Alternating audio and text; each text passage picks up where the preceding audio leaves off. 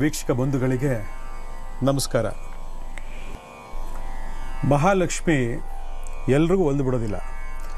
ಆದರೆ ಆ ಮಹಾಲಕ್ಷ್ಮಿ ಒಲಿಬೇಕು ಅಂತಂದರೆ ಪೂರ್ವಜನ್ಮದ ಸುಕೃತ, ಪೂರ್ವಜನ್ಮದ ಪುಣ್ಯ ಅಥವಾ ನಮ್ಮ ವಂಶ ಪಾರಂಪರೆ ಬಂದಿರತಕ್ಕಂತಹ ಆ ಯೋಗ ಅದೃಷ್ಟ ಅಂತಕ್ಕಂಥದ್ದು ನಮ್ಮ ಜೀವಿತಾವಧಿಯಲ್ಲಿ ಬಹಳ ಪ್ರಬಲವಾಗಿರಬೇಕು, ಬಲಿಷ್ಠವಾಗಿರಬೇಕು. ಯಾರಿಗಾದರೂ ಆಗಲಿ ಪ್ರಪಂಚದ ಮೇಲೆ ಹುಟ್ಟಿದ ಮೇಲೆ ಆ ಹುಟ್ಟಿನಿಂದಲೇ ಹಣ ಬೇಕು, ಕೊನೆಗೆ ಮರಣಾನಂತರ ಕೂಡ ಹಣ ಬೇಕೇ ಬೇಕು. ಈ ಹುಟ್ಟು ಸಾವು ಮಧ್ಯೆ ನಮಗೆ ಯಥೇಚ್ಛವಾಗಿರ್ತಕ್ಕಂತಹ ಅವಶ್ಯಕತೆಗೆ ಅನುಗುಣವಾಗಿ ನಮಗೆ ಹಣ ಬೇಕೇ ಬೇಕು. ಕೆಲವರು ಅವಶ್ಯಕತೆಗೆ ಅನುಗುಣವಾಗಿ ಹೆಚ್ಚಿದಾಗಿ ಸಂಪಾದನೆ ಮಾಡಲಿಕ್ಕೆ ನೋಡ್ತಾರೆ. ಆದರೆ ಯಾರು ಎಷ್ಟೇ ಪ್ರಯತ್ನ ಪಟ್ಟರು ಏನೇ ಪಟ್ಟರು ಕೂಡ ಯಾರಿಗೆ ಎಷ್ಟೆಷ್ಟು ಸಲ್ಲಬೇಕು, ಎಷ್ಟೆಷ್ಟು ಬರಬೇಕು ಅಷ್ಟೇ ಬರೋಕ್ಕೆ ಸಾಧ್ಯ. ಅದನ್ನು ಮೀರಿ ಯಾರೇನೂ ಮಾಡಲಿಕ್ಕೆ ಆಗದೇ ಇಲ್ಲ. ಇವತ್ತು ಎಷ್ಟೋ ಜನ ಪ್ರಯತ್ನ ಪಡ್ತಾರೆ, ನಾನು ಅಷ್ಟು ಮಾಡಬೇಕು, ಇಷ್ಟು ಮಾಡಬೇಕು, ಅದು ಮಾಡಬೇಕು, ಇದು ಮಾಡಬೇಕು ಅಂಥೇಳಿ.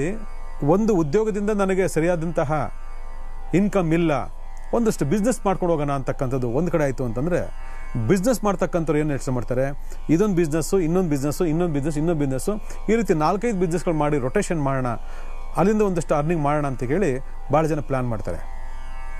ಆದರೆ ಎಷ್ಟು ಜನ ಈ ಪ್ಲ್ಯಾನಿಂಗಲ್ಲಿ ಸಕ್ಸಸ್ಫುಲ್ ಆಗಿದ್ದಾರೆ ಅಂತಕ್ಕಂಥದ್ದು ಬಹಳ ಹುಡುಕಾಟ ಮಾಡಬೇಕಾಗ್ತದೆ. ಯಾಕಂದರೆ ಅನ್ಕೊಂಡಂಗೆಲ್ಲ ನಾವು ಉದ್ಯೋಗ ಜೊತೆಗೆ ಬಿಸ್ನೆಸ್ ಮಾಡಿ ಸಕ್ಸಸ್ಫುಲ್ ಆಗೋಂಗಿದ್ದರೆ, ಅಥವಾ ವ್ಯಾಪಾರ ಮಾಡಿ ಬಿಸ್ನೆಸ್ ಮಾಡಿಕೊಂಡು ಇನ್ನೂ 4-5 ಬಿಸ್ನೆಸ್ ಮಾಡಿ ನಾವು ಅರ್ನಿಂಗ್ ಮಾಡತಕ್ಕಂಥ ಒಂದು ಪ್ಲ್ಯಾನಿಂಗ್ ಇತ್ತು ಅಂತಂದರೆ ಅದು ಎಲ್ರಿಗೂ ಸಾಧ್ಯವಾ? ಇಲ್ಲ. 99 ಭಾಗ ಸಾಧ್ಯ ಇಲ್ಲ. ಇನ್ನು ಒಬ್ಬರಿಗೆ ಮಾತ್ರ ಅದರ ಒಂದು ಯೋಗ ಇರ್ತಕ್ಕಂಥದ್ದು. ಅಲ್ಲಿಗೆ ಆ ಒಬ್ಬರು ಅವರೇನು ಬೇಕಂತ ಏನು ಮಾಡ್ಕೊಂಡು ಹೋಗೋದಿಲ್ಲ, ಅದು ಅದೇ ಕರ್ಕೊಂಡು ಹೋಗ್ತದೆ. ಇವತ್ತು ಭಾಳ ಜನಕ್ಕೆ ಅಂದ್ಕೊಳ್ತಾರೆ, ಭಾಳ ಜನ ಪ್ಲ್ಯಾನ್ ಮಾಡ್ಕೊಳ್ತಾರೆ, ಪ್ಲ್ಯಾನ್ ಮಾಡ್ಕೊಂಡು ಕೂಡ ಆ ಪ್ಲ್ಯಾನ್ ಪ್ರಕಾರ ಮಾಡ್ಲಿಕ್ಕೆ ಆಗೋದೇ ಇಲ್ಲ. ತುಂಬ ಎಸ್ಟಿಮೇಟ್ಗಳಾಗ್ತಾರೆ, ತುಂಬ ಪ್ಲ್ಯಾನ್ ಮಾಡ್ತಾರೆ, ತುಂಬ ಏನೇನೋ ಎಲ್ಲೆಲ್ಲೋ ಹೋರಾಟ ಮಾಡ್ತಾರೆ, ತುಂಬ ಐಡಿಯಾಸ್ ತೊಗೊಳ್ತಾರೆ, ಐಡಿಯಾಸ್ ಕೊಡ್ತಾರೆ, ನೋಡ್ತಾರೆ, ಆದರೆ ಮಾಡಲಿಕ್ಕಾಗಲ್ಲ ಅವ್ರ ಕೈನಲ್ಲಿ. ಎಲ್ಲ ಕಣ್ಮುಂದೆ ಇರುತ್ತೆ. ಹೌದು, ನನ್ನ ಕೈ ಸಿಕ್ಕಿದ್ರೆ ಹಬ್ಬ ಮಾಡಿಬಿಡ್ತಿದ್ದೆ ಅಂತಾರೆ. ಏನು ಹಬ್ಬ ಮಾಡ್ತೀರಾ? ಇಲ್ಲಿ ಬರ್ಸ್ಕೊಂಬಂದಿರ್ಬೇಕು, ಇಲ್ಲಿ ಇರಬೇಕು. ಇಲ್ಲಿ ಅಲ್ಲಿತ್ತು ಅಂದರೆ ನೀವು ಹಬ್ಬ ಮಾಡೋದು ಬೇಡ, ಅದು ಕರ್ಕೊಂಬಂದು ನಿಮ್ಮನ್ನು ಹಬ್ಬ ಮಾಡಿಸ್ತದೆ. ಇಂತಹ ಯೋಗ ಪುರುಷರುಗಳು ಪ್ರಪಂಚದಲ್ಲಿ ಸಾಕಷ್ಟು ಜನ ಇದ್ದಾರೆ. ಅವರು ಒಂದು ಶುರು ಮಾಡಬೇಕು ಅಂತ ಮಾಡಿರ್ತಾರೆ, ಅದು 4 ಆಗ್ತದೆ. 4 ಶುರು ಮಾಡಬೇಕು ಅಂತ ಮಾಡಿರ್ತಾರೆ, ಅದು 8 ಆಗ್ತದೆ. ಈ ರೀತಿ ಹಲವಾರು ಯೋಗ ಬಂದಿರತಕ್ಕಂಥ ಲೆಕ್ಕ ತಗೊಂಡಾಗ ಅದು ಲಕ್ಷ್ಮೀನಾರಾಯಣ ಯೋಗ ಇದ್ದಂತಹ ವ್ಯಕ್ತಿಗಳಿಗೆ ಮಾತ್ರ ಈ ಯೋಗ ಪುರುಷ ಅಂತಕ್ಕಂಥನು ಅವ್ರಿಗೆ ಕೆಟ್ಟೋರೋ, ಒಳ್ಳೆಯರೋ, ಕಳ್ಳರೋ, ಕಾಕರೋ, ದರೋಡೆಕರೋ, ಕೊಲೆಗಾರರೋ, ಮೋಸಗಾರರೋ ಯಾರಾದರೂ ಆಗಿರಲಿ, ಯೋಗ ಅದನ್ನೆಲ್ಲ ನೋಡೋದಿಲ್ಲ. ನಿನಗೆ ಆ ಯೋಗ ಇದೆ ತಗೋ ಅಂಥೇಳಿ ಆ ಯೋಗ ಏನಾಗುತ್ತೆ, ಅವ್ರನ್ನ ಹಿಂಬಾಲಿಸಿ ಶುರು ಮಾಡ್ತದೆ. ಅದಕ್ಕೆ ಭಾಳ ಜನ ಹೇಳ್ಕೊಳ್ತಕ್ಕಂಥದ್ದು, ಅವನೊಂದು ಪೂಜೆ ಮಾಡಲ್ಲ, ಪುನಸ್ಕಾರ ಮಾಡಲ್ಲ, ದುರಾಂಕಾರ, 24 ಗಂಟೆ ನಾನ್ ವೆಜ್ ತಿಂತಾನೆ, ಆದರೂ ಕೂಡ ಇವನಿಗೆ ಹೆಂಗೆ ಲಕ್ಷ್ಮಿ ಮುರಿದುಕೊಂಬಿದ್ದೈತಲ್ಲ, ಏನು ಕೈ ಹಾಕಿದ್ರು ಬಂಗಾರ ಆಗುತ್ತಲ್ಲ, ಏನು ಮಾಡಿದ್ರೆ ಇವನು ಉದ್ಧಾರ ಆಗ್ತಾನಲ್ಲ ಅಂತಕ್ಕಂತಹ ಮಾತುಗಳನ್ನು ಸಮಾಜದಲ್ಲಿ ಮಾತಾಡ್ಕೋತಾರೆ. ಇದನ್ನು ಎಷ್ಟೋ ಕಾರ್ಯಕ್ರಮಗಳನ್ನ ಕೂಡ ಚರ್ಚೆ ಮಾಡಿದ್ವಿ ನಾವು. ಆದರೆ ತುಂಬ ಕಷ್ಟಪಟ್ಟು ಆನೆಸ್ಟಾಗಿ, ಸಿನ್ಸಿಯರಾಗಿ ನಾನ್ ವೆಜ್ ಬಿಟ್ಟು ಪ್ರತಿ ಶುಕ್ರವಾರ ತಾಯಿ ಮಹಾಲಕ್ಷ್ಮಿನ ಆರಾಧನೆ ಮಾಡಿಕೊಂಡು ಎಷ್ಟೋ ವಿಧದಲ್ಲಿ ಏನಾದರೂ ಒಂದು ಸಂಪಾದನೆ ಮಾಡಬೇಕು, ನಾನು ನಿಂತ್ಕೋಬೇಕು, ನಾನು ಶ್ರೀಮಂತನಾಗಬೇಕು ಅಂತೇಳಿ ಪ್ರತಿ ದಿನ ಭಾಳಷ್ಟು ಜನ ಪ್ರಯತ್ನ ಪಡ್ತಾಯಿದ್ರು ಕೂಡ ಯಾಕೋ ಅದು ಕಬ್ಬಿಣದ ಕಡಲೆ ಆಗಿದೆ, ಸಿಗ್ತಾ ಇಲ್ಲ ಅಂತಕ್ಕಂಥ ಮಾತುಗಳನ್ನು ನಮಗೆ ಮೆಸೇಜ್ ಮೂಲಕ ಮಾಡತಕ್ಕಂಥ ನೋಡಿದ್ರೆ ನೀವು ಹೇಳ್ತಾ ಇರೋದು ನಿಜ ಅನ್ನಿಸ್ತದೆ, ಕರೆಕ್ಟು, ನಮಗೆ ಪ್ರಾಪ್ತಿ ಇದ್ದರೆ ಮಾತ್ರ ಮಾಡಲಿಕ್ಕೆ ಸಾಧ್ಯ, ಇಲ್ಲಂದ್ರೆ ಇಲ್ಲ ಅಂತಕ್ಕಂಥದ್ದು ಗೊತ್ತಾಗ್ತಾ ಇದೆ ಅಂತಕ್ಕಂಥದ್ದು ಕೆಲವರಾಯಿತು ಅಂತಂದರೆ, ಕೆಲವರಿಗೆ ಇದೆ ಆದರೆ ತೊಗೊಳಕ್ಕಾಗ್ತಿಲ್ಲ ಅಂತಕ್ಕಂತಹ ಮಾತುಗಳನ್ನು ಕೂಡ ಹೇಳ್ತಾ ಇರ್ತಾರೆ. ನಾವು ಭಾಳಷ್ಟು ಕಾರ್ಯ ಹೇಳಿದ್ದೀವಿ, ಯೋಗ ಇದ್ದರೆ ಆ ಯೋಗ ನಿಮ್ಮನ್ನು ಹಿಂಬಾಲಿಸ್ತದೆ. ಆದರೆ ಯೋಗಕ್ಕೆ ಯಾವುದಾದ್ರು ತಡೆಗಳಿತ್ತು ಅಂತಂದರೆ ಆ ಯೋಗ ಏನಾಗ್ತದೆ, ಬ್ಲಾಕ್ ಆಗ್ತದೆ. ಆ ಬ್ಲಾಕ್ ಆಗ್ತಕ್ಕಂತಹ ಯೋಗವನ್ನು ತಡೆ ನಿವಾರಣೆ ಮಾಡೋ ಮುಖಾಂತರ, ಜನ್ಮದೋಷಗಳನ್ನು ಪರಿವರ್ತನೆ ಮಾಡೋ ಮುಖಾಂತರ ನಾವು ಇರ್ತಕ್ಕಂತಹ ಯೋಗವನ್ನು ಪ್ರಕಟಗೊಳಿಸ್ಕೊಳ್ಬೋದು. ಆ ಯೋಗ ಪ್ರಕಟಗೊಳ್ತು ಅಂತಂದರೆ ನಿಮಗೆ ಆಟೋಮೆಟಿಕಲಿ ನಿಮಗೆ ಏನೇನು ಓಪನ್ ಆಗಬೇಕು, ಏನೇನು ಸಿಗಬೇಕು, ಏನು ಬರಬೇಕು ಅದೆಲ್ಲ ಬರಲಿಕ್ಕೆ ಶುರು ಆಗ್ತದೆ. ಅದಕ್ಕೆ ಯಾರ್ಯಾರು ಈ 6, 15, 24 ಈ ತಾರೀಖುಗಳಲ್ಲಿ ಬರ್ತಾಗಿದ್ದೀರಾ, ಭಾಳ ಜನ ಹೇಳ್ತಕ್ಕಂಥದ್ದು ಶುಕ್ರ ಅಂದರೆ ಲಕ್ಷ್ಮೀನುಗ್ರಹ, ನಾನು ಫುಟ್ಪಾತಲ್ಲಿದ್ದೀನಿ ಅಂತ ಭಾಳ ಜನ ಹೇಳ್ತಾರೆ. ನಿಜ, ನಾವು ಯಾವತ್ತು ಹೇಳಿದ್ವಲ್ಲ, ಆರಾಧನೆ ಕೊಟ್ಬಿಟ್ರೆ ನೀವು ದೊಡ್ಡ ಶ್ರೀಮಂತರು, ನೀವು ಕುಬೇರರಾಗ್ಬಿಡ್ತೀರಾ, ನಿಮಗೆ ದುಡ್ಡು ಹುಡ್ಕೊಂಬಂದ್ಬಿಡ್ತದೆ, ನಾವು ಯಾವತ್ತು ಹೇಳಿಲ್ವಲ್ಲ. ಶುಕ್ರನ ಸಂಖ್ಯೆಲಿ ಹುಡ್ತಕ್ಕಂಥವ್ರು ಫುಟ್ಪಾತಲ್ಲೂ ಇದ್ದಾರೆ, 5 ಸ್ಟಾರ್ಲೂ ಇದ್ದಾರೆ.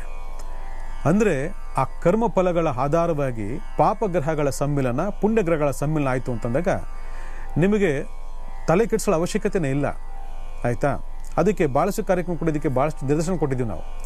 ಶುಕ್ರನ ಜೊತೆ ಕೇತು ಸಂಬಂಧ, ಶುಕ್ರನ ಜೊತೆ ರಾಹು ಸಂಬಂಧ, ಶುಕ್ರನ ಜೊತೆ ಶನಿ ಸಂಬಂಧ, ಶುಕ್ರನ ಜೊತೆ ಸೂರ್ಯನ ಸಂಬಂಧ, ಇವೆಲ್ಲ ಬಂತು ಅಂತಂದರೆ ನೀವೇನು ತಿಪ್ಪರ್ಲಾಗಿ ಹಾಕಿದ್ರು ಕೂಡ ನೀವು ಶುಕ್ರನ ಸಂಖ್ಯೆಯಲ್ಲಿ 6, 15, 24 ನಿಮ್ಮ ಬರ್ತ್ ನಂಬರ್ 6, ಫ್ಯೂಚರ್ ನಂಬರ್ 6 ಇವೆಲ್ಲ ಇದ್ದರೂ ಕೂಡ ನೀವು ಫುಟ್ಬಾತೆ. ಯಾಕಂದರೆ ಯಾವಾಗ ಅದು ತನ್ನ ಶಕ್ತಿಯನ್ನು ಕಳ್ಕೊಳ್ತದೆ, ಒಂದು ಗ್ರಹ ತನ್ನ ಶಕ್ತಿಯನ್ನು ಕಳ್ಕೊಳ್ತದೆ, ಆಗ ನಿರ್ದಿಷ್ಟವಾಗಿರತಕ್ಕಂತಹ ಗುರಿಯನ್ನು ನಾವು ಮುಟ್ಲಿಕ್ಕೆ ಸಾಧ್ಯನೇ ಇಲ್ಲ. ಮನಸ್ಸಲ್ಲಿ 108 ಆಸೆಗಳು ನಮಗಿದ್ರೂ ಕೂಡ ನಾವು ಆ ಗುರಿಯನ್ನು ತಲುಪಿಸೋದಕ್ಕೆ ಸಾಧ್ಯ ಆಗೋದೇ ಇಲ್ಲ. ಅದಕ್ಕೆ ವೈದಿಕ ಪರಂಪರೆಯಲ್ಲಿ ಏನು ಹೇಳಿದ್ದಾರೆ ಅಂತಂದರೆ, ನೀನು ಅದನ್ನೆಲ್ಲ ಬಿಟ್ಬಿಡು ಆಯಿತಾ, ತಂತ್ರ ಪರಿಹಾರಗಳ ಮುಖಾಂತರ ನಾವು ತಾಯಿ ಮಹಾಲಕ್ಷ್ಮಿಯನ್ನು, ಆ ಎನರ್ಜಿಯನ್ನು ನಮ್ಮ ಮನೆಗೆ ಬರಮಾಡ್ಕೊಳ್ಬೋದು ಅಥವಾ ನಾವು ಅದನ್ನು ಬರಮಾಡ್ಕೊಳ್ಬೋದು ಅಂತ ಹೇಳಿದ್ದಾರೆ. ಏನದು? ಭಾರತದ ವೈದಿಕ ಪರಂಪರೆಯಲ್ಲಿ ಹಲವಾರು ತಂತ್ರ ಪ್ರಯೋಗಗಳು ಲಕ್ಷ್ಮೀ ಕಟಾಕ್ಷಕ್ಕೋಸ್ಕರ ನಮ್ಮ ಋಷಿಮುನಿಗಳು ಕೊಟ್ಟು ಹೋಗಿದ್ದಾರೆ. ಆದರೆ ನಮಗೆ ಬಹಳ ಮುಖ್ಯ ಬೇಕಾಗಿರ್ತಕ್ಕಂಥದ್ದು ಏನಪ್ಪ ಅಂತಂದರೆ ನಂಬಿಕೆ ಮತ್ತು ಶ್ರಮ ಮತ್ತು ಭಕ್ತಿ. ಶ್ರಮ ಪಡಬೇಕು. ಶ್ರಮ ಪಡದೆ ಪ್ರಪಂಚದಲ್ಲಿ ಯಾವುದು ತಲುಪಲಿಕ್ಕೆ ಸಾಧ್ಯನೇ ಇಲ್ಲ. ದೈವಿಕವಾಗಿರ್ತಕ್ಕಂಥ ವಿಚಾರದಲ್ಲಿ, ಆಧ್ಯಾತ್ಮಿಕವಾಗಿರ್ತಕ್ಕಂಥ ವಿಚಾರದಲ್ಲಿ ಭಕ್ತಿ ಮತ್ತು ನಂಬಿಕೆ ಬಹಳ ಮುಖ್ಯವಾಗಿರಬೇಕು. ಆ ಭಕ್ತಿ, ನಂಬಿಕೆ ಮತ್ತು ಶ್ರಮ, ಅದಕ್ಕೊಂದಷ್ಟು ಶ್ರಮ ನಾವು ಪಟ್ಟರೆ ಖಂಡಿತವಾಗಿ ನಮ್ಮನ್ನು ನಾವು ಗೆಲ್ಲಬಹುದು. ನಾವು ಅಂದ್ಕೊಂಡಿರ್ತಕ್ಕಂತಹ ಆ ಮಹಾಲಕ್ಷ್ಮಿ ಕೃಪಾ ಕಟಾಕ್ಷವನ್ನು ಕೂಡ ನಾವು ಅನುಗ್ರಹಪೂರ್ವಕವಾಗಿ ಪಡ್ಕೋಬೋದು. ಆದರೆ ನಮ್ಮಲ್ಲಿ ಹೆಚ್ಚಾಗಿರೋದು ಏನು ಗೊತ್ತಾ? ಸೋಂಬೇರಿತನ ಮತ್ತು ಅಪನಂಬಿಕೆ, ಮೈಗಳ್ಳತನ. ನೋಡಿ, ಇವತ್ತು ಎಷ್ಟೋ ಹೆಣ್ಮಕ್ಳಿದ್ದಾರೆ. ಕೆಲವು ಹೆಣ್ಮಕ್ಳಿದ್ದಾರೆ, ಯಾವ ರೀತಿ ಅವರು ತಮ್ಮನ್ನು ನಡೆಸ್ಕೊಳ್ತಾರೆ ಅಂತಂದರೆ, ಗಂಡ, ಮಕ್ಕಳು, ತಂದೆ, ತಾಯಿ, ಅತ್ತೆ, ಮಾವ, ಮಕ್ಕಳು ಎಲ್ಲವನ್ನು ನೋಡ್ಕೊಳ್ಳೋ ಜೊತೆಗೆ ಮನೆಯನ್ನೆಲ್ಲ ನೀಟಾಗಿ ನೋಡಿಕೊಂಡು ಪ್ರತಿ ಮಂಗಳವಾರ, ಪ್ರತಿ ಶುಕ್ರವಾರ ಜೊತೆಗೆ ವಿಶೇಷ ಪೂಜೆಗಳನ್ನು ಮಾಡಿಕೊಂಡು ಪ್ರತಿನಿತ್ಯ ಬೆಳಗ್ಗೆ ಮತ್ತು ಸಂಜೆ ಆ ದೇವರನ್ನು ಅನುಗ್ರಹಪೂರ್ವಕವಾಗಿ ಬೇಡ್ಕೊಂಡು ಪೂಜೆ ಪುನಃ ಮಾಡ್ಕೊಂಡು ಹೋಗ್ತಕ್ಕಂತಹ ಹಲವಾರು ಹೆಣ್ಮಕ್ಳು ನಮ್ಮ ಪ್ರಪಂಚದಲ್ಲಿದ್ದಾರೆ. ಅವ್ರಿಗೆಲ್ಲ ಯಾಕೆ ಮನಸ್ಸು ಬರ್ತದೆ ಅಂತಂದರೆ, ಎಷ್ಟೋ ಜನ ಮನೇಲಿ ಬೈತಾರೆ, ಏನು ಯಾವಾಗ ಪೂಜೆ ಮಾಡ್ತಿರ್ತೀಯ, ನೀನು ಬುದ್ಧಿ ಇಲ್ವ ನಿನಗೆ, ಹೋಗಿ ಕೆಲಸ ನೋಡು, ಯಾವಾಗಲೂ ದೇವ್ರ ಮನೆ ಸೇರ್ಕೊಂಡ್ಬಿಡ್ತಾಳೆ, ಹೋಗಿ ದೇವ್ರ ಜೊತೆಗೆ ಒಕ್ಕೊಂಡ್ಬಿಡ್ತಾಳೆ ಹಾಗೆ ಅಂತೇಳಿ ಭಾಳ ಜನ ಅಂಗಿಸ್ಕೊಳ್ತಕ್ಕಂಥದ್ದು ನಾವು ನೋಡಿದ್ದೀವಿ. ಪಾಪ ಭಾಳ ಜನ ಹೆಣ್ಮಕ್ಳು ಬಂದು ಹೇಳ್ತಾರೆ, ನಾನು ಈ ಥರ ಮಾಡೋದು ತಪ್ಪ ಅಂತ. ಆದರೆ ಅದೇ ಹೆಣ್ಮಕ್ಳ ಹತ್ರ ಅದೇ ಗಂಡಂದಿರು ಹೋಗ್ಬಿಟ್ಟು, ನನ್ನ ಸ್ವಲ್ಪ ದುಡ್ಡು ಕೊಡಮ್ಮ, ಪ್ರಾಬ್ಲಮ್ ಆಗಿದೆ ಅಂತ ಹೇಳಿದಾಗ ಅದು ಎಲ್ಲಿಂದ ತಗೊಂಡು ಕೊಡ್ತಾರೋ ಗೊತ್ತಿಲ್ಲ. ಎಲ್ಲಿಂದ ತಂದುಕೊಟ್ಟು ಇಷ್ಟೊಂದು ದುಡ್ಡು, ನೀನು ಮನೆ ಬಿಟ್ಟು ಆಚೆ ಹೋಗಲ್ಲ, ಹೆಂಗೆ ಬರುತ್ತೆ ದುಡ್ಡು ಹಿಂಗೆ ಇಷ್ಟಿಂದ ಅಂತ ಭಾಳ ಕೇಳ್ತಕ್ಕಂಥದ್ದು ನಮ್ಮಲ್ಲಿ. ಅಂದರೆ ಯಾರು ಕೊಟ್ಟರು, ಯಾಕೆ ಕೊಟ್ಟರು, ಏನು ಕೊಟ್ಟರು ಅಂತ ಗೊತ್ತೇ ಇರೋದಿಲ್ಲ. ನಿಮ್ಗೆ ಗೊತ್ತಾ, ಎಷ್ಟೋ ಜನ ಹೆಣ್ಮಕ್ಳಿದ್ದಾರೆ, ಅವ್ರ ಕ್ಯಾಶ್ ಡ್ರಾಯರ್ನಲ್ಲಿ ಇದಕ್ಕಿದ್ದಂಗೆ ಹಣ ಉತ್ಪತ್ತಿ ಆಗ್ತದೆ. ನೀವು ನಂಬಲಿಕ್ಕೆ ಸಾಧ್ಯ ಇಲ್ಲ. ಇದು ನಾನೇ ಸ್ವತಃ ನೋಡಿರ್ತಕ್ಕಂಥದ್ದು. ಇದೆಲ್ಲ ಆ ತಾಯಿ ಮಹಾಲಕ್ಷ್ಮಿ ಒಲ್ದಿರಂದರೆ ಇವೆಲ್ಲ ನಡೀಲಿಕ್ಕೆ ಸಾಧ್ಯವ? ದೇವರು ಎಲ್ರಿಗೂ ಗೋಚರ ಆಗಬೇಕು ಅಂತಲ್ಲ, ಅದು ಎಲ್ರಿಗೂ ಅನುಭವ ಆಗಬೇಕು ಅಂತಲ್ಲ. ಯಾರಿಗೆ ಅದರ ಪರಂಪರೆ ಅಂದರೆ ರಕ್ತಗತವಾಗಿ ಬಂದಿರತಕ್ಕಂತಹ ಪರಂಪರೆ ಅಂದರೆ ಲಕ್ಷ್ಮೀ ಅನುಗ್ರಹದ ಪರಂಪರೆ ಅಂತಕ್ಕಂಥದ್ದು ಯಾರಿಗೆ ಆ ಮೈಯಲ್ಲಿ ಒಕ್ಕಿರ್ತದೆ, ಆ ಮೈಯಲ್ಲಿ ಒಕ್ಕಿರ್ತಕ್ಕಂತಹ ಹಲವಾರು ಗಂಡಸರು ಮತ್ತು ಹೆಂಗಸರು ಇವತ್ತು ಬೆಳಗ್ಗೆ ಸಂಜೆ ಪೂಜೆ ಪುನಸ್ಕಾರಗಳಲ್ಲಿ ತೊಡಗಿಸ್ಕೊಂಡು ಆ ದೈವ ಶಕ್ತಿಯನ್ನು ಹೆಚ್ಚು ಜಾಗೃತ ಮಾಡಿಕೊಂಡು ಆ ತಾಯಿಯಲ್ಲಿ ಅಪಾರವಾಗಿರ್ತಕ್ಕಂಥ ನಂಬಿಕೆ ಇಟ್ಕೊಂಡು ನನ್ನ ಕಂಡ, ನನ್ನ ಮಕ್ಕಳು, ನನ್ನ ಕುಟುಂಬ ಇವರೆಲ್ಲ ಅಭಿವೃದ್ಧಿ ಮಾಡುವಂತ ಹೇಳ್ತಕ್ಕಂಥ ವಿಚಾರದ ಬಂದಾಗ ನೀವೆಲ್ಲದಕ್ಕೆ ಸಹಕಾರ ಕೊಡಬೇಕಾಗಿರೋದು ಬಹಳ ಮುಖ್ಯ. ಅದನ್ನು ಬಿಟ್ಟು ಅಂಗಿಸೋದು, ಆಡ್ಕೊಳ್ಳೋದು, ಹಿಂಗನ್ನೋದಕ್ಕೆ ಆ ಒಂದು ಪಾಪಕರ್ಮಕ್ಕೆ ನೀವೇ ಹೋಗ್ತೀರ. ಇದನ್ನೆಲ್ಲ ಗುರ್ಸೋವಂಥ ವ್ಯಕ್ತಿಗಳಾಗಬೇಕು. ಕೆಲವರಿಗೆ ಹೊಟ್ಟೆವರು ಇರ್ಬೋದು, ಸೊಸೆ ಬಂದು ಎಲ್ಲ ಇವಳು ಆಡಳಿತ ತಗೊಂಡ್ಬಿಟ್ಲು, ನಮ್ದೇನು ನಡೀತಾ ಇಲ್ಲ ಅಂತಕ್ಕಂಥ ಅತ್ಯಂತ ತುಂಬ ಇರ್ಬೋದು. ಆದರೆ ಅದೆಲ್ಲ ಅಲ್ಲ. ಈಗೋನ ಬಿಟ್ಬಿಡಿ ಫಸ್ಟು ಜೀವನದಲ್ಲಿ. ಆ ಈಗೋಸನ್ನು ಬಿಟ್ಟುಬಿಟ್ಟು ಬಾಳ್ಬೇಕು, ಬದುಕಬೇಕು. ಇಂಥ ಒಂದು ಮಹಾಲಕ್ಷ್ಮಿ ಮನೆ ಬಂದಿದ್ದಾಳಲ್ಲ, ಅವಳಿಂದ ಅಭಿವೃದ್ಧಿ ಆಗ್ತಿದ್ದಿಲ್ಲ ಅಂತಕ್ಕಂಥ ಒಂದು ಖುಷಿನ ಇಟ್ಕೊಳ್ಳಿ. ಎಷ್ಟೋ ಹೆಣ್ಮಕ್ಳು ಮನೆಗೆ ಬಂದಮೇಲೆ ಮನೆ ಚಿದ್ರಾಗೋಗಿರ್ತದೆ, ಮನೆ ನುಚ್ಚುನೂರಾಗೋಗಿರ್ತದೆ, ಕುಟುಂಬಗಳೇ ಹಾಳಾಗೋಗಿರ್ತದೆ. ಅಂಥದ್ರಲ್ಲಿ ಯಾವುದೋ ಅಪರೂಪವಾಗಿ ಯಾವುದೋ ಒಂದು ಹೆಣ್ಮಗಳು ಮಹಾಲಕ್ಷ್ಮಿ ರೂಪ ಮನೆಗೆ ಬಂದು ಆ ಮನೇನ ಅಭಿವೃದ್ಧಿ ಮಾಡ್ತಿರ್ತಂದಾಗ ಆಡ್ಕೊಳ್ತಕ್ಕಂಥ, ಅವಮಾನ ಮಾಡ್ತಕ್ಕಂಥ ಮತ್ತೆ ಹೆಚ್ಚು ಜನ ಇದ್ದಾರೆ. ಅದರಿಂದ ಅಟ್ಲೀಸ್ಟ್ ಈ ಕಾರ್ಯಕ್ರಮ ನೋಡ್ತಾ ಹೌದು ನಾವು ಮಾಡ್ತಾ ಇರೋ ತಪ್ಪು ಅಂತ ಹೇಳಿ ಸರಿಪಡಿಸ್ಕೊಳ್ತಕ್ಕಂಥ ಒಂದು ಮನಸ್ಥಿತಿ ಅನ್ನೋದು ಬೆಳೆಸ್ಕೊಂಡ್ರೆ ನಾವಿಂಥ ಕಾರ್ಯಕ್ರಮ ಮಾಡೋದಕ್ಕೂ ನಮಗೂ ಸಾರ್ಥಕ ಅನ್ನಿಸ್ತದೆ. ಆದರೆ ಇಂತಹ ಅನುಗ್ರಹ ಪೂರ್ವಕವಾಗಿ ಬಂದಂಥ ವಿಚಾರಗಳನ್ನು ಗೌರವ ಕೊಡ್ತಕ್ಕಂಥದ್ದು, ಅದನ್ನು 4 ಜನಕ್ಕೆ ಹೇಳ್ತಕ್ಕಂಥದ್ದು ಅಥವಾ 4 ಜನರಿಂದ ಅದನ್ನು ಪರೋಪಕಾರವಾಗಿ ಉಪಯೋಗ ಮಾಡ್ಕೊಳ್ತಕ್ಕಂಥದ್ದು ಕೂಡ ಆಗ್ತದೆ. ಯಾಕಂದರೆ ಭಕ್ತಿಯೇ ಪ್ರಧಾನ. ಇಲ್ಲಿ ಭಕ್ತಿಯೇ ಪ್ರಧಾನ ಅಂತ ಬಂದಾಗ ಅಲ್ಲಿ ನಂಬಿಕೆ ಬಹಳ ಮುಖ್ಯವಾಗ್ತದೆ. ಆ ಆ ನಂಬಿಕೆ ಭಕ್ತಿ ಅಂತ ಬಂದಾಗ ಆಚರಣೆ ಅಂತಕ್ಕಂಥದ್ದು ರಕ್ತಗತವಾಗಿತ್ತು ಅಂದಾಗ ನೀವು ಇದಕ್ಕೆಲ್ಲ ತಲೆ ಕೆಡಿಸೋ ಅವಶ್ಯಕತೆನೇ ಇಲ್ಲ. ತಾನಾಗೆ ಒಳಗೆ ಬರೋಕ್ಕೆ ಶುರು ಆಗ್ತದೆ. ಇವತ್ತು ಎಷ್ಟೋ ಜನ ಇದ್ದಾರೆ ನಮ್ಮಲ್ಲಿ, ಯಾವ್ದಾದ್ರು ಒಂದು ಕೆಲಸ ಆಗಬೇಕು, ಅವ್ರು ಬೇಡ್ಕೊಂಡ್ರೆ ಕೆಲಸ ಆಗ್ತದೆ. ಅದೇ ಯಾವ್ದಾರ ದೇವಸ್ಥಾನಕ್ಕೆ ಹೋಗ್ತೀರಾ, 1000 ಜನ ಇರಲಿ, 1000 ಜನ ಕ್ಯೂ ಇರಲಿ, ಅವ್ರನ್ನ ಕರ್ಕೊಂಡೋಗಿ ಬಾ ತಾಯಿ ಬಾ ನಿನ್ನ ಮುಂದೆ ಬಾ ಅಂತ ಕರೆದು ಒಳಗಡೆ ಕರ್ಕೊಂಡು ಹೋಗಿ ದರ್ಶನ ಕೊಟ್ಟಿರ್ತಕ್ಕಂಥ ನಮ್ಮಲ್ಲಿ ಹಂಗಿದ್ದಾರೆ. ಯಾಕೆ ಬರೋಕ್ಕೆ ಸಾಧ್ಯ? ಯಾರೋ ಹೊಸಬ್ರು ಯಾರೊಬ್ರು ಗುರುಸೆ ನೀನು ಬಾ ತಾಯಿ, ನೀನು ಬಾ ಒಳಗಡೆ ಬಾ, ನೀನು ಬಾ ಮುಂದೆ ಬಾ ನೋಡ್ಕೊಂಬೋಗಂತ ಕಳಿಸ್ತಕ್ಕಂತಹ ಹಲವಾರು ಪ್ರಸಂಗಗಳು ನಮ್ಮಲ್ಲಿ ನಡೀತವೆ. ಯಾಕೆ ಸಾಧ್ಯ ಇದು? ಅದು ಯಾರು ಮಾಡ್ಕೊಳ್ಳೋದಲ್ಲ, ಅವರಲ್ಲಿರ್ತಕ್ಕಂತಹ ಆ ವೈದಿಕವಾಗಿರ್ತಕ್ಕಂತಹ ಒಂದು ಅನುಗ್ರಹ ಅದು ಆ ಸೆಳೆಯುತ್ತದೆ, ಆ ಸೆಳ್ಕೊಂಡು ಹೋಗ್ತದೆ. ಇದೇ ಸೆಳೆತ ಹಣಕಾಸು ವಿಚಾರದಲ್ಲೂ ಕೂಡ ಆ ಕುಟುಂಬದಲ್ಲಿ ಇರ್ತದೆ. ಅಂಥ ವ್ಯಕ್ತಿಗಳೆಲ್ಲ ಇವತ್ತು ನಮ್ಮಲ್ಲಿ ತುಂಬ ಜನ ಇದ್ದಾರೆ. ಅದು ಎಸ್ಪೆಷಲಾಗಿ ಹೆಣ್ಮಕ್ಳು ಜಾಸ್ತಿ, ಗಂಡು ಮಕ್ಳಿಗಿಂತ ಹೆಣ್ಮಕ್ಳು ಜಾಸ್ತಿ ಇದ್ದಾರೆ. ನೀವು ಶ್ರೀಮಂತರಾಗಬೇಕು ಅಂತಂದರೆ ನಿಮಗೆ ಈ ಜನ್ಮದೋಷಗಳನ್ನು ಪರಿಹಾರ ಮಾಡಿಕೊಂಡಾದ ಮೇಲೆ ನೀವು ಒಂದು ಅದ್ಭುತವಾಗಿರ್ತಕ್ಕಂಥ ಒಂದು ದೀಪವನ್ನು ಹಚ್ಚಬೇಕು. ಭಾಳ ಜನ ಹೆಣ್ಮಕ್ಳು ಕೆಲವು ವಿಶೇಷ ಸಂದರ್ಭಗಳಲ್ಲಿ ಈ ದೀಪವನ್ನು ಹಚ್ತಾರೆ, ಆದರೆ ಮರ್ತು ಬಿಡ್ತಾರೆ. ನಮ್ಮಲ್ಲಿ ಜಾಸ್ತಿ ಬಳಕೆ ಇರತಕ್ಕಂಥದ್ದು ನಿಂಬೆಹಣ್ಣು ದೀಪ. ಆ ನಿಂಬೆಹಣ್ಣು ದೀಪ ಹಚ್ಕೊಂಡು ಹೋಗ್ಬಿಟ್ರೆ ಎಲ್ಲ ಆಗ್ಬಿಡುತ್ತೆ ಅಂದ್ಕೊಂಡಿದ್ದೀರಾ. ಆದರೆ ನಿಂಬೆಹಣ್ಣು ದೀಪ ಬಂದು ಶಕ್ತಿ ದೇವತೆಗೆ, ಆದರೆ ಮಹಾಲಕ್ಷ್ಮಿಗೆ ಒಂದು ದೀಪ ಇದೆ. ಆ ದೀಪವನ್ನು ನಿರಂತರವಾಗಿ ನೀವು ಹಚ್ತಾ ಬಂತಂದರೆ ನೀವು ಶ್ರೀಮಂತರಾಗೋದ್ರಲ್ಲಿ ಯಾವುದೇ ಅನುಮಾನ ಇಲ್ಲ. ಭಾಳ ಜನ ಖುಷಿ ಆಗ್ಬೋದು, ಓ ಹೌದಾ ಇದು ಯಾವುದಪ್ಪ ದೀಪ ಇದು ಅಂತ. ನೋಡಿ, ಪ್ರತಿಯೊಂದನ್ನು ಕೂಡ ನಾವು ಅನುಭವಪೂರ್ವಕವಾಗಿ ಮಾಡ್ತಾ ಮಾಡ್ತಾ ಮಾಡ್ತಾ ಮಾಡ್ತಾ ನಮಗೆ ಅದರ ಅನುಭವ ಆಗ್ತದೆ ವೀಕ್ಷಕರೇ. ನಾವು ಯಾವುದೋ ಒಂದು ರೀತಿ ಕಾಟಾಚಾರಕ್ಕೋ ಅಥವಾ ಯಾವುದೋ ಹಬ್ಬ ಹರಿದಿನಗಳಲ್ಲಿ ಅಥವಾ ಯಾವುದೋ ಒಂದು ವಿಚಾರಕ್ಕೆ ಆಯಿತು ನಾನು ಹಚ್ತೆ, ಏನು ಬರಲಿಲ್ಲ ಅಂದ್ಬಿಟ್ರೆ ಆಗಲ್ಲ. ಆಡ್ತಾ ಆಡ್ತಾ ರಾಗ, ಮಲ್ತಾ ರೋಗ ಅಂತೆ. ಹಂಗೆ ನಮ್ಮ ಭಕ್ತಿ ಭಾವವನ್ನು ನಾವು ಅನುಗ್ರಹಪೂರ್ವಕವಾಗಿ ಯಾವಾಗ ಆ ಭಗವಂತನ ಜೊತೆ ನಾವು ಕಮ್ಯುನಿಕೇಷನ್ ಇಟ್ಕೊಳ್ತೀವೋ ಅದು ಯಾವಾಗ ಉತ್ತುಂಗ ಸ್ಥಿತಿಗೆ ಹೋಗ್ತದೆ ಅವಾಗ ಅವನೇ ಒಲ್ದು ಬಿಡ್ತಾನಂತೆ. ಆ ಉತ್ತುಂಗ ಸ್ಥಿತಿಗೆ ಹೋಗ್ಬೇಕು ಆ ಭಕ್ತಿ ಅಂತಕ್ಕಂಥದ್ದು.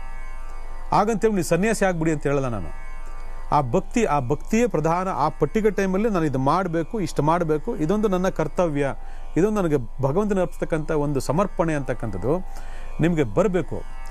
ಅದು ಬಂದಾಗ ಏನಾಗುತ್ತೆ, ಆ ನಿರಂತರ ಪ್ರಕ್ರಿಯೆಯಲ್ಲಿ ಉತ್ಪತ್ತಿ ಆಗ್ತಕ್ಕಂಥ ಒಂದು ಪಾಸಿಟಿವ್ ಎನರ್ಜಿ ಇದೆಯಲ್ಲ, ಆ ಎನರ್ಜಿ ನಿಮ್ಮ ಧನಾಕರ್ಷಣೆಯನ್ನು ಮಾಡಿಕೊಡ್ತದೆ. ಆ ಧನಾಕರ್ಷಣೆ ಒಂದ್ಸರಿ ಮಾಡ್ತು ಅಂತಂದರೆ ಆಟೋಮೆಟಿಕ್ ಶ್ರೀಮಂತರಾಗ್ತೀರಾ. ಅದನ್ನು ಕುಡಿತೀರೋ, ತಿಂತೀರೋ, ಜೂಜಾಡ್ತಿರೋ, ತಗೊಂಡು ಇಸ್ಪೀಟ್ ಆಡ್ತಿರೋ, ಅದು ಬೇರೆ ವಿಚಾರ. ಆದರೆ ಆ ಪರ್ಟಿಕ್ಯುಲರ್ ಟೈಮ್ ನಿಮ್ಗೆ ಬರಲಿಕ್ಕೆ ಶುರು ಆಗ್ತದೆ. ಆ ಬರಲಿಕ್ಕೆ ಶುರು ಆಗ್ತಕ್ಕಂತಹ ಆ ಅನುಗ್ರಹ ಯಾವ ರೀತಿ ಕೆಲಸ ಮಾಡ್ತಂದ್ರೆ, ನೀವು ಎಷ್ಟೇ ಕೆಟ್ಟವರಾಗಿದ್ರು ಕೂಡ ನಿಮ್ಮನ್ನು ಪರಿವರ್ತನೆ ಆಗಿ ಒಬ್ಬ ಒಳ್ಳೆ ಮನುಷ್ಯನಾಗಿ ರೂಪುಗೊಳಿಸ್ತದೆ. ಇವತ್ತು ಎಷ್ಟೋ ಪವಾಡಗಳು ನಡೆದೋಗ್ತದೆ ಮನೆಗಳಲ್ಲಿ. ಭಾಳ ಜನಕ್ಕಂದ್ರೆ ಈ ಕಲಿಯುಗದಲ್ಲಿ ಅವೆಲ್ಲ ನಡೆಯಲ್ಲ ಬಿಡ್ರಿ, ಎಲ್ಲಿನ ದೇವರು ಹಾಗೆ ಅಂತ ಹೇಳ್ತಕ್ಕಂಥ ನಮ್ಮಲ್ಲಿ ತುಂಬ ಇದೆ.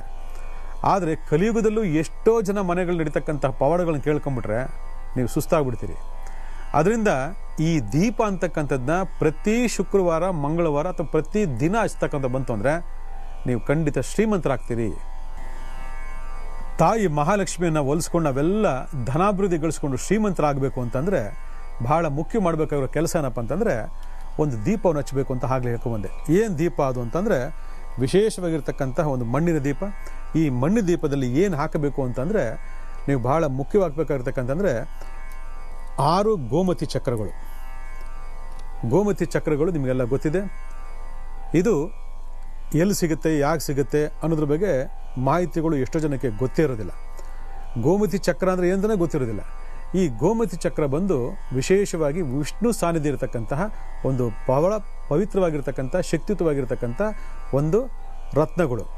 ಇದು ವಿಶೇಷವಾಗಿರ್ತಕ್ಕಂಥ ಲೆಕ್ಕ ತಗೊಂಡಾಗ ಯಾರಿಗೆ ಈ ಧನಾಭಿವೃದ್ಧಿಯಲ್ಲಿ ಕೊರತೆ ಇದೆ, ಯಾರಿಗೆ ವಿಶೇಷವಾಗಿ ಹಣಕಾಸಿನ ವಿಚಾರದಲ್ಲಿ ಒಂದಷ್ಟು ತೊಂದರೆಗಳಿದೆ, ಅವರು ಎಲ್ಲರೂ ಕೂಡ ವಿಶೇಷವಾಗಿ ಏನು ಮಾಡಬೇಕು ಅಂದರೆ ಪ್ರತಿ ಶುಕ್ರವಾರ ನೀವು ತಾವರೆ ದೀಪ, ತಾವರೆ ಬತ್ತಿಯನ್ನು ಇಟ್ಟು ತುಪ್ಪವನ್ನು ಹಾಕಿ ಅದರಲ್ಲಿ ನೀವೇನು ಮಾಡಬೇಕು, ಈ ಗೋಮತಿ ಚಕ್ರವನ್ನು ಹಾಕ್ಬೇಕು.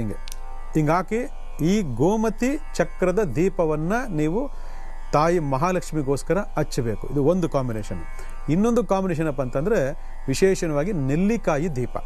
ನೆಲ್ಲಿಕಾಯಿ ಶ್ರೀಮನ್ ಮಹಾಲಕ್ಷ್ಮಿಗೆ ಬಹಳ ಅನುಗ್ರಹಪೂರ್ವಕವಾಗಿರ್ತಕ್ಕಂಥದ್ದು. ಇವತ್ತು ತುಳಸಿ ಹಬ್ಬ ಬಂದಾಗ ಮಾತ್ರ ನೆಲ್ಲಿಕಾಯಿ ಗಿಡ ತೊಗೊಂಬಂದು ದೀಪ ಹಚ್ಬಿಟ್ಟು ನಾನು ಮದುವೆ ಮಾಡಿದೆ ಅಂತೇಳಿ ಸುಮ್ಮನಾಗ್ಬಿಡ್ತೀರಾ. ಎಷ್ಟೋ ಜನಕ್ಕೆ ಇದ್ರ ಬಗ್ಗೆ ಕಾನ್ಸೆಪ್ಟೇ ಗೊತ್ತಿಲ್ಲ. ಯಾಕಂದರೆ ನೆಲ್ಲಿಕಾಯಿ ತೊಗೊಂಬರ್ಬೇಕು, ಕಟ್ ಮಾಡಬೇಕು, ತೆಗಿಬೇಕು, ತಿರುಳು ತೆಗಿಬೇಕು, ತಿಪ್ಪ ಹಾಕಬೇಕು, ದೀಪ ಹಚ್ಚಬೇಕು, ಇವೆಲ್ಲ ಸೋಂಬೇರಿತನ ನಮ್ಮಲ್ಲಿ. ಆದರೆ ಯಾರ ಮನೆಯಲ್ಲಿ ಗೋಮತಿ ಚಕ್ರ ಮತ್ತು ನೆಲ್ಲಿಕಾಯಿ ದೀಪವನ್ನು ಹಚ್ತಾ ಬರ್ತೀರಿ, ಅದರಲ್ಲೂ ವಿಶೇಷವಾಗಿ ಮಂಗಳವಾರ ಶುಕ್ರವಾರ ಹಚ್ತಾ ಬರ್ತೀರಿ, ನಿಮಗೆ ಧನಾಕರ್ಷಣೆ ಆಗ್ತದೆ, ಧನಾಗಮನ ಆಗ್ತದೆ. ನಿಮ್ಮಲ್ಲಿರ್ತಕ್ಕಂತಹ ಶುಕ್ರ ಗ್ರಹ ಒಂದು ರೀತಿಯಾದಂಥ ಒಂದು ವೈಬ್ರೇಟಿಂದ ನಿಮಗೆ ಜಾಗೃತಿಯನ್ನು ಉಂಟು ಮಾಡ್ತದೆ. ನಾವಾಗಲೂ ಕೂಡ ನಾವೇನು ಮಾಡ್ತೀವಿ, ಕರ್ಮಾಂಗ ಏನು ಮಾಡ್ತೀವಿ, ಆ ಕರ್ಮಾಂಗ ತಕ್ಕ ನಮ್ಮ ಪ್ರತಿಫಲ ಅಂತೆ. ಅದಕ್ಕೆ ಯಾರಪ್ಪ ಮಾರ್ಕೆಟ್ಗೆ ಹೋಗಿ ಇದು ತೊಗೊಂಬರೋದು, ಏನನ್ನ ನೆಲ್ಲಿಕಾಯಿ ತೊಗೊಂಬರೋದು, ಅದನ್ನೆಲ್ಲ ತಿರುಳು ತೆಗೆಯೋದು ಯಾರಪ್ಪ, ಅದಕ್ಕೆಲ್ಲ ದೀಪ ಹಚ್ಚೋದು ಯಾರಪ್ಪ, ಇವೆಲ್ಲ ಅಂದ್ಕೊಂಡ್ರೆ ಪ್ರಯೋಜನ ಇಲ್ಲ. ಇವೆಲ್ಲ ಹಿಂದಿನ ದಿವಸನೇ, ಗುರುವಾರ ಹಿಂದಿನ ದಿವಸ ತೊಗೊಂಡು ಬಂದು ಇವೆಲ್ಲ ಇಟ್ಕೋಬೇಕು. ಗೋಮಿತಿ ಚಕ್ರ ತೊಗೊಂಬರ್ಬೇಕು, ಅದರಲ್ಲೂ ಒರಿಜಿನಲ್ ಗೋಮಿತಿ ತೊಗೊಂಬರ್ಬೇಕು. ಮಾರ್ಕೆಟಲ್ಲಿ ಸಿಕ್ಕಾಬಿಟ್ಟು ಡೂಪ್ಲಿಕೇಟ್ಸ್ ಇದೆ, ಒರಿಜಿನಲ್ ಗೋಮಿತಿ ತೊಗೊಂಬರ್ಬೇಕು, ಅದನ್ನು ಹಚ್ಚಬೇಕು, ಇದನ್ನು ಹಚ್ಚಬೇಕು. ಎರಡೂ ಹಚ್ಚಿ ಬಹಳ ಮುಖ್ಯವಾಗಿರ್ತಕ್ಕಂತಹ ಒಂದು ಸ್ತೋತ್ರ, ಅಂದರೆ ಈ ಸ್ತೋತ್ರ ಹೇಳ್ತಿದ್ದಂಗೆ ಆ ತಾಯಿ ಮಹಾಲಕ್ಷ್ಮಿ ಬಂದು ಈ ದೀಪದ ಮುಂದೆ ಒಂದು ಕೂತ್ಕೊಳ್ತಾಳೆ ಅಂತೇಳಿ ಪ್ರತೀತಿ ಇದೆ. ಇದು ಸತ್ಯ ಕೂಡ. ಇವತ್ತು ಎಷ್ಟೋ ಜನ ಹೆಣ್ಮಕ್ಳು ಕೂಡ ಇದನ್ನು ಭಾಳ ಹೇಳಿದ್ದಾರೆ. ನಾನು ಮುಂದಿನ ಅಮ್ಮ ಕೂತ್ಕೊಳ್ತಾಳೆ ಬಂದು, ನಾನು ಏನು ಕೇಳ್ತೆ ಅದನ್ನು ಕೊಡ್ತಾಳೆ ಅಂತೇಳಿ ಇವತ್ತು ಎಷ್ಟು ಜನ ಹೆಣ್ಮಕ್ಳು ಹೇಳ್ತಾರೆ. ಅದಕ್ಕೆ ನಾನು ಹಿಂದಿನ ಭಾಗದಲ್ಲಿ ಹೇಳಿದ್ದು, ಎಷ್ಟೋ ಜನ ಹೆಣ್ಮಕ್ಳಿಗೆ ದೇವಿ ಒಲ್ದಿದ್ದಾಳೆ, ಅವಳು ಯಾರಿಗೂ ಶೋ ಮಾಡಬೇಕು ಅಂತಿಲ್ಲ ಅಥವಾ ಯಾರಿಗೂ ತೋರಿಸ್ಕೋಬೇಕು ಅಂತಿಲ್ಲ. ಯಾರಿಗೆ ಆಕೆ ಒಲ್ದಿದ್ದಾಳೆ, ಆಕೆ ಕರೆದ್ರೆ 100% ಅಲ್ಲಿ ಬಂದು ಕೂತ್ಕೊಳ್ತಾಳೆ ಆ ಅಮ್ಮ ಅಂತೇಳಿ. ಆಯಿತಾ? ಇವತ್ತು ಕೂಡ ಇದೆ, ಮುಂದೆ ಕೂಡ ಇದ್ದೇ ಇರ್ತದೆ. ಕಲಿಯುಗ ಆಗಲಿ, ರಾಕೆಟ್ ಯುಗ ಆಗಲಿ, ಯಾವುದೇ ಯುಗ ಆಗಲಿ, ದೇವರು ದೇವರೇ. ಅವ್ರಿಗೆ ಯಾವುದು ಯುಗ ಇಲ್ಲ, ದೇವ್ರುಗಳಿಗೆಲ್ಲ ಯುಗನೇ ಇಲ್ಲ. ದೇವರು ಯಾವಾಗಲೂ ಕೂಡ ಭಕ್ತರಿಗೆ ಕಾಣಿಸ್ಕೊಳ್ತಾರೆ. ಆಯಿತಾ? ನಿಜವಾದ ಭಕ್ತರಿಗೆ. ಅಂಥದ್ರಲ್ಲಿ ಆ ತಾಯಿ ಮಹಾಲಕ್ಷ್ಮಿಗೆ ಗೋಮತಿ ಚಕ್ರ ದೀಪ ಮತ್ತು ನೆಲ್ಲಿಕಾಯಿ ದೀಪ ಎರಡನ್ನೂ ಹಚ್ಚಿ ಪೂಜೆ ಮಾಡ್ತಾ ಕನಕಧಾರ ಸ್ತೋತ್ರವನ್ನು ಯಾರು ಪಾರಾಯಣ ಮಾಡ್ಕೊಂಬರ್ತೀರಾ ನೋಡಿ. ಕನಕಧಾರ ಸ್ತೋತ್ರ ಅಷ್ಟು ಪವರ್ಫುಲ್ ಅಂತ ಮಂತ್ರ ಲಕ್ಷ್ಮೀ ವಶೀಕರಣಕ್ಕೆ, ಧನಾಗಮನಕ್ಕೆ ಬೇರೆ ಇನ್ಯಾವುದೂ ಇಲ್ಲ. ಅದರಿಂದ ಕನಕಧಾರ ಸ್ತೋತ್ರವನ್ನು ಯಾರು ಪಾರಾಯಣ ಮಾಡ್ಕೊಂಬರ್ತೀರಾ ಅವರಿಗೆ ತಾಯಿ ಮಹಾಲಕ್ಷ್ಮಿ ಅನುಗ್ರಹ ಸಂಪೂರ್ಣವಾಗಿ ಆಗ್ತದೆ. ಇದು ಯಾರು ಬಂದು ನೋಡೋವಂಥದ್ದಲ್ಲ. ಇದು ನಿಮಗೆ ನೀವೇ ಫೀಲ್ ಮಾಡ್ಕೊಳ್ತಕ್ಕಂಥದ್ದು, ನಿಮಗೆ ನೀವೇ ಅನುಭವ ಪಡ್ಕೊಳ್ತಕ್ಕಂಥದ್ದು. ಆ ಅನುಭವ ಮುಖಾಂತರ ನಿಮಗೊಂದು ಆತ್ಮವಿಶ್ವಾಸ ಜಾಗೃತಿ ಆಗಿಬಿಡ್ತದೆ. ಹೌದು, ನನ್ನಮ್ಮ ನನ್ನ ಜೊತೆ ಇದ್ದಾಳೆ, ನಾನು ಕೊಡ್ತಕ್ಕಂತಹ ಪೂಜೆಗಳನ್ನು ಅವಳು ಸ್ವೀಕಾರ ಮಾಡ್ತಿದ್ದಾಳೆ, ನನಗೆ ಅನುಗ್ರಹಪೂರ್ವಕವಾಗಿ ನನಗೆ ಅಶುದ್ಧ ಮಾಡ್ತಾಳೆ ಅಂತಕ್ಕಂಥ ಒಂದು ಫೀಲು ನಿಮಗೆ ತಾನೇ ತನಗೆ ಬರೋ ಶುರು ಆಗ್ತದೆ. ಇಲ್ಲಿ ಬೇಕಾಗಿರ್ತಕ್ಕಂಥದ್ದು ಭಾಳ ಮುಖ್ಯವಾಗಿರ್ತಕ್ಕಂಥ ಅಂದರೆ ಶ್ರದ್ಧಾ, ಭಕ್ತಿ, ನಂಬಿಕೆ. ಈ ಶ್ರದ್ಧಾ, ಭಕ್ತಿ, ನಂಬಿಕೆ ಮುಖಾಂತರ ನಾವು ಇಂತಹ ಪ್ರಯೋಗಗಳನ್ನು ಮಾಡ್ತಾ ಬಂದರೆ ಮನೆಯಲ್ಲಿ ಖಂಡಿತ ಒಳ್ಳೆಯದಾಗ್ತದೆ. ಆಮೇಲೆ ಮನೇಲಿ ಮಾತ್ರ ಮಾಡಬೇಕಾ, ಆಫೀಸಲ್ಲಿ ಮಾಡಬಾರ್ದು ಅಂತ ಭಾಳ ಜನ ಪ್ರಶ್ನೆ ಮಾಡಿದ್ದಾರೆ. ಇಲ್ಲಿ ಆಫೀಸು ಕೂಡ ನಿಮ್ಮ ಅರ್ನಿಂಗ್ ಪ್ಲೇಸು. ನೆನ್ಪಿಟ್ಕೊಳ್ಳಿ, ಆಫೀಸ್ ಅಂದರೆ ಸುಮ್ಮನೆ ಹೋಗಿ ಟಾಕೊಟ್ಟಿಗೆ ಕೂತ್ಕೊಂಡ್ಬಿಟ್ಟು ಮೊಬೈಲ್ ಮಾತಾಡ್ಕೊಂಡು ಹ್ಞೂ ಅಂತ ಹೇಳೋದಲ್ಲ. ಅದು ನಿಜವಾದ ಲಕ್ಷ್ಮೀ ಸ್ಥಾನ. ಮನೆಯಲ್ಲಿ ಆಕೆನ ಸ್ಥಿರವಾಗಿ ಕೂರಿಸಿ ಪೂಜಿಸ್ತೀವಿ. ಆದರೆ ಫ್ಯಾಕ್ಟ್ರಿ ಆಗಿರ್ಬೋದು, ಆಫೀಸ್ ಆಗಿರ್ಬೋದು, ಅಥವಾ ಬೇರೆ ಇನ್ಯಾವುದೇ ಅಂತ ಒಂದು ಕ್ಷೇತ್ರ ಆಗಿರ್ಬೋದು, ಅಲ್ಲೆಲ್ಲ ನಮಗೆ ಬೇಕಾಗಿದೆ ಅಂದರೆ ಬಿಸ್ನೆಸ್, ಅರ್ನಿಂಗು. ಬಿಸ್ನೆಸ್ಸೇ ಬಂದಿಲ್ಲ ಅಂದರೆ ಅರ್ನಿಂಗ್ ಎಲ್ಲಿಂದ ಆಗ್ತದೆ? ಆ ಬಿಸ್ನೆಸ್ ಬರಬೇಕು ಅಂತಂದ್ರೆ ಲಕ್ಷ್ಮಿ ಅನುಗ್ರಹ ಇರಬೇಕು. ಆ ಲಕ್ಷ್ಮಿ ಅನುಗ್ರಹ ಇತ್ತು ಅಂದರೆ ಯಾವುದಾವುದೋ ಆರ್ಡ್ರ್ಗಳು ಕಿತ್ಕೊಂಡ್ಬರ್ತದೆ. ಇವತ್ತು ಭಾಳ ಜನ ಹೇಳ್ತಾರೆ, ಎಲ್ಲ ಕಡೆ ಅಡ್ವರ್ಟೈಸ್ ಮಾಡಿಬಿಟ್ಟಿದ್ದೀನಿ, ಎಲ್ಲ ಕಡೆ ಮಾರ್ಕೆಟಿಂಗ್ ಮಾಡಿಬಿಟ್ಟಿದ್ದೀನಿ, ಅಯ್ಯೋ ಜನನೇ ಇಲ್ಲ ಅಂತಾರೆ.